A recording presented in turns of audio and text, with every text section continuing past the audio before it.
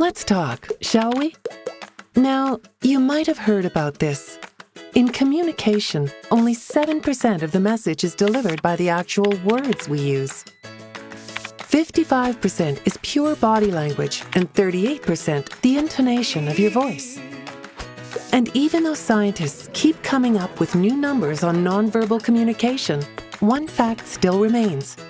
If we don't see or hear our counterpart, we miss out on a lot of information. Now, imagine yourself sitting in front of your computer and you hear that familiar ding. You see it's from Sarah, but upon opening, you notice both of your managers are in copy. Now remember, 93% of the actual communication is missing, but unfortunately, your brain reacts using only the 7% of information it has available. So it starts to create its own narrative, taking the form of an epic battle. And you react, of course, replying to all. You hit send and immediately feel a sense of vindication.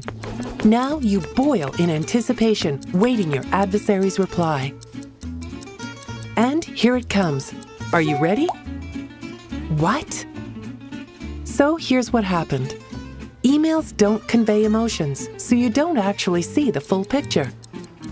Instead, you created your own story, a negative one no less, using a limited amount of sensory input.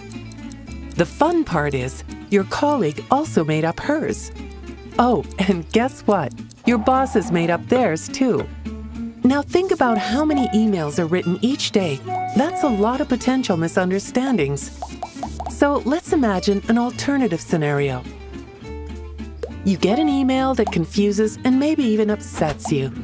But rather than assuming the negative and conjuring up a retaliatory response, you take a moment to breathe and reread the message. And if after that you are still confused or bothered, you pick up the phone and call your colleague. Or better still, just walk over to her. It may be closer than you think. Not only will you gain clarity on the matter, but you will also improve the atmosphere and workflow.